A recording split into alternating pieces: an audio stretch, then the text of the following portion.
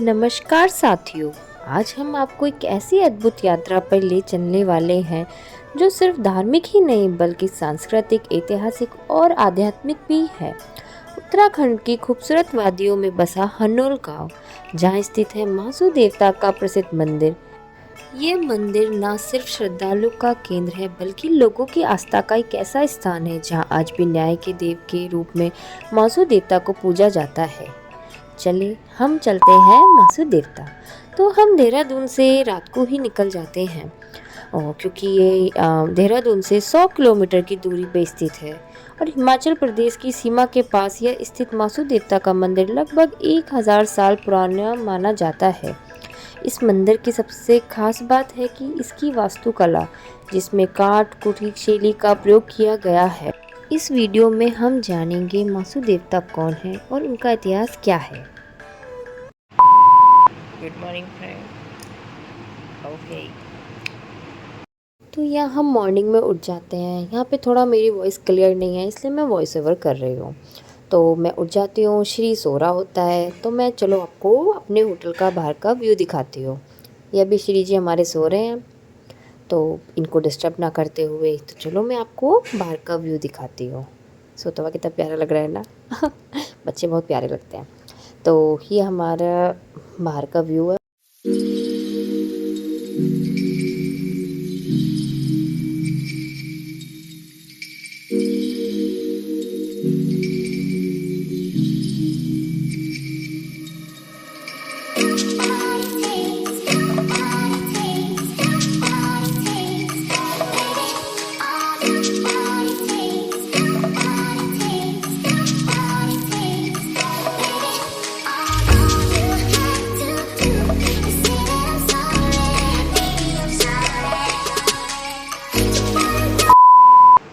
ये हो गई हूँ मैं रेडी। मैंने स्कर्ट पहना है, इसके साथ ग्रीन अपना ये कुर्ती डाली है, शॉर्ट कुर्ती ना, थोड़ा कंफर्टेबल भी है, थोड़ा फीड कराती हूँ ना बेबी को, तो उसके लिए भी ठीक है। तो सी यो और बस अब चेकआउट करते हैं, इसके बाद मैं आपको करते हैं मंदिर के दर्शन। बाल दिखाऊँ मैं अपने कितने ख़राब हो चुके हैं। चलो कोई नहीं। और श्री को भी नहला दिया है और हमारे पतिदेव भी नहा लिए हैं। तो बस मिलते हैं, आप थोड़ा मंदिर के दर्शन कराते हैं आपको, ठीक है? Bye bye. तो चलिए शुरू करते हैं इस आध्यात्मिक यात्रा को। हम सुबह तैयार होके मंदिर दर्शन के लिए निकल जाते हैं। होटल से मुश्किल से 500 मीटर की दूरी पर हमारा ये मंदिर था। तो हम अपना निकल जाते हैं और पार्किंग की तरफ अपनी गाड़ी पार्क करते हैं। फिर हम मंदिर में दर्शन के लिए चले जाते हैं। ये पूरा पार्किंग एरिया है। हम यहीं से प्रसाद लेंगे और अपना मंदिर के लिए निकल जाते हैं।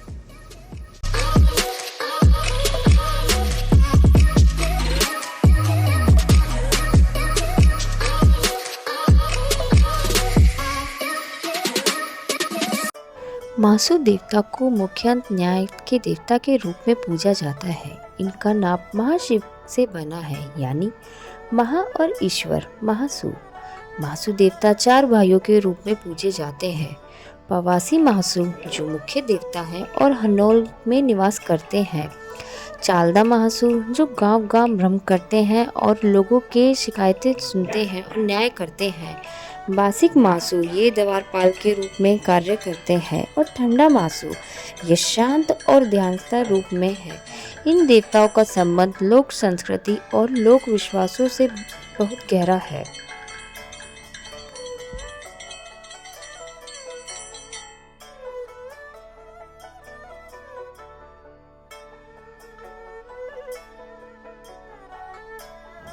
कहानी शुरू होती है एक अत्याचारी राक्षस शंखपाल से, जो उस क्षेत्र में लोगों को सताया करता था। भगवान शिव से प्रार्थना करने पर उन्होंने अपने 4 अंशों को पृथ्वी पर भेजा, जो 4 भाई महासू देवता बने। उन्होंने शंखपाल का अंत किया और लोगों को अत्याचार से मुक्त किया। इसके बदले उन देवताओं ने न्याय की स्थापना की और लोगों के बीच धर्म का प्रचार किया। इसलिए उन्हें न्याय के प्रतीक के रूप में पूजा जाता है। आज भी इनकी कथाएं जागर और लोकगीतों के माध्यम से गाई जाती हैं। मासू देवता को न्याय का देवता कहा जाता है और यही उनकी सबसे बड़ी विशेषता है। यहाँ लोग अपनी समस्याओं को लेकर आते हैं।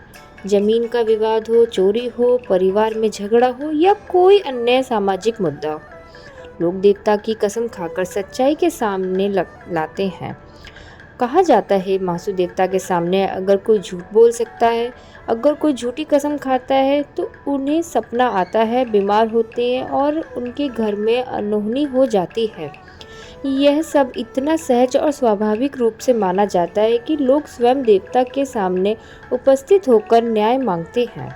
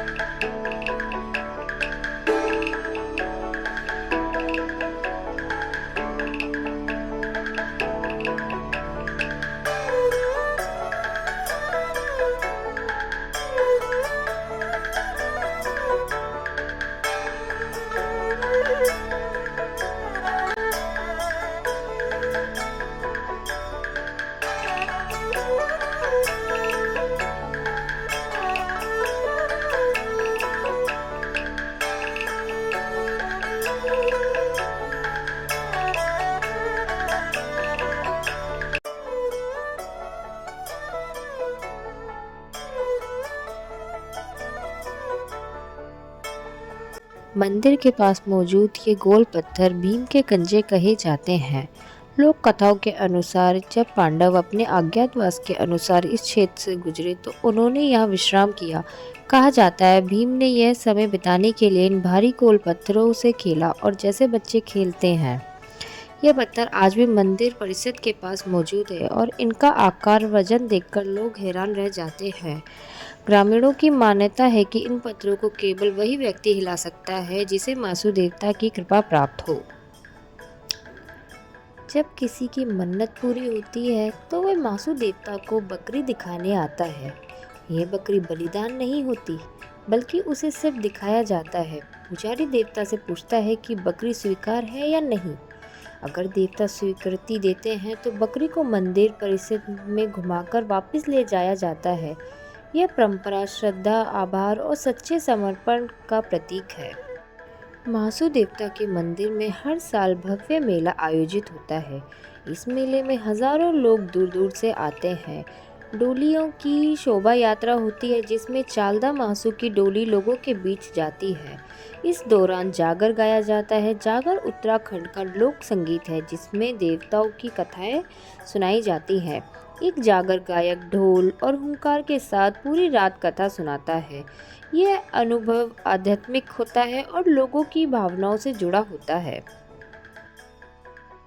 मासू देवता केवल धार्मिक ही नहीं बल्कि सांस्कृतिक केंद्र भी है। उनकी मान्यताएं उत्तराखंड, हिमाचल और नेपाल के कुछ क्षेत्रों में फैली है। उनके नाम पर गांव में बसाए गए हैं, मेले लगाए जाते हैं और लोकगीतों में उनका गुणगान होता है। आज भी कई गांवों में विवाद सुलझाने के लिए मासू देवता की शपथ ली जाती है।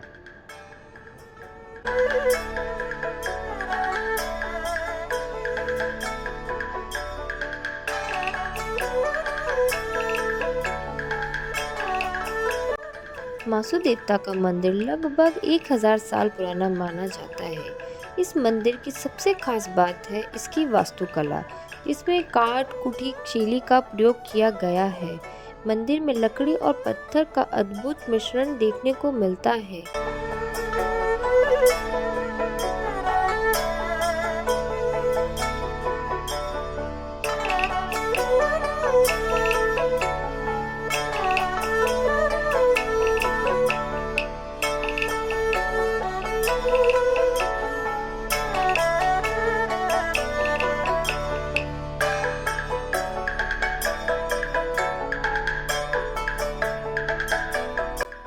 महासु देवता का सीधा संदेश है, सत्य बोलो, न्याय करो और धर्म के मार्ग पे चलो। उनकी कहानियाँ हमें सिखाती हैं कि लोक परंपराएं कितनी गहरी हैं और प्रभावशाली होती हैं। जहाँ एक और विज्ञान और तकनीक का युग है, वहीं दूसरी ओर लोक आस्था आज भी जीवित है और लोगों के जीवन को दिशा देती है।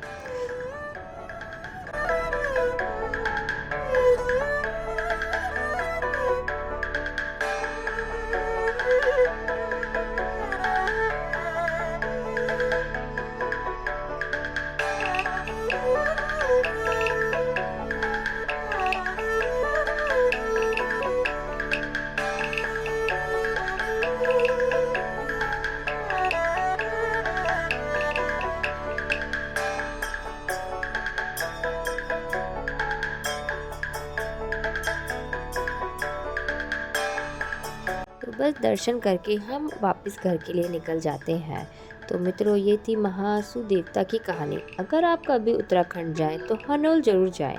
वहां आपको सिर्फ दर्शन ही नहीं, शांति और आत्मबल भी मिलेगा।